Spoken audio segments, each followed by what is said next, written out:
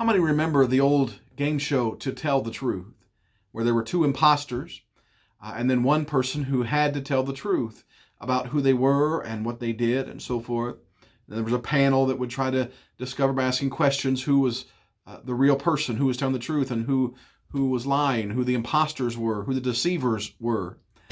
Well, for some reason, that's what came to my mind when I looked at this next phrase that we're going to deal with briefly this morning. Here in 2 Corinthians chapter 6, as we continue through this list of things, as ministers of God, every child of God is called to be a minister of God. And what we must do in order to maintain our testimony is that the ministry of God be not blamed, as he says up in verse number 3. And so down in verse number 8 is where we're at. Last time we talked about by honor, by dishonor, by evil report, by good report. Literally, when people pat you on the back or when they slander you, when they lie about you, we're still to be faithful, still do what's right. Well, verse number 8 goes on and he says, as deceivers and yet true, as unknown and yet well known. And so first of all, they're as deceivers and yet true. There are going to be those who don't believe what we say. There are going to be those who judge us. There are going to be those who say that we're an imposter or that we're liars in what we're saying. And yet he says God knows the truth. That's what he means here. Even though some may see us as deceivers, God knows the truth. You know, we strive to do what's right in every circumstance, in every situation. We talked about that a couple of times ago when we talked about the righteousness of God on the right hand, on the left. We strive to do what's right in every situation, every circumstance. We do all we can do, as the Bible says, Paul said, all that in us is to live peaceably with all men. And so we're not to be brawlers. We're not to be angry. We're not to be, any of those. We're to do all we can do to get along with people, to live peaceably with all men, so that God's testimony be not harmed. But ultimately, it doesn't matter what others think about us, right? It only matters what God thinks about us. God knows the truth. God knows the reality of our relationship with him.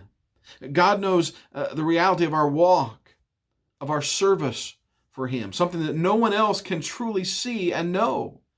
Only God sees the heart. Only God knows the heart. Now, there'll be evidences. Again, don't get me wrong, there'll be evidences in our life, but no one can see the heart. No one can know the full reality and truth of the matter except God. And that's really all that matters. That's all that matters. Though some may call us deceivers or other names not mentionable here, God knows the truth. God knows the truth, and that's all that really matters. And I get so tired, and I'm going to kick the dog here. I'm going to vent for just a moment, if you will. But I get so tired of those. We talk about the world judging us, the world calling us names and that sort of thing, but I get so tired of professing believers who do the very same thing, who judge one another just because they're not doing what they think that this person ought to do. They don't do things exactly like they think they should be done. And I won't go into details, but I think you understand what I'm talking about. You see, God knows the heart. Now, again, that's no excuse for us to live, just throw caution to the wind, live as we want. I'm not saying that. We still live to maintain a godly testimony in the midst of the world. But when it comes right down to it, God knows the heart. And that ought to bring us comfort, especially in these days when Christians often are not looked at very favorably. But then he goes on, not only as deceivers and yet true, then he says, as unknown and yet well known. And so our name may not be up in lights. We may never gain fame or popularity. But again, that doesn't matter. That's not what God called us into the ministry for. That's not why God called us to serve him. He didn't call us to seek favor with men. He called us to be faithful to him, to his will for our life, be obedient to his word. He didn't call us to be comfortable, but to be committed to him. And so again, that's where our focus ought to be. And if we sincerely know that we're pleasing God, we're walking with God, we're serving God as he would have us to serve him, then it doesn't matter what anyone else says or thinks or does. We just do what we know God has called us to do.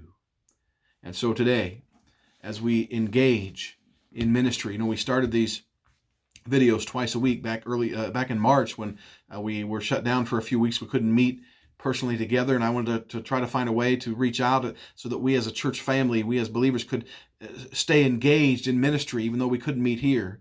But that's really what it's all about. Even though now we're meeting back in person and things are pretty much back to full swing, if you will, we still need to understand that we need to be engaged in ministry every single day.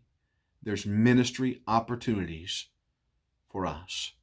And so today, I encourage you, go out, find somebody that needs ministered to, and to be obedient to God. Thank you for tuning in. We'll see you back here next Tuesday for another edition of Ministry Minutes.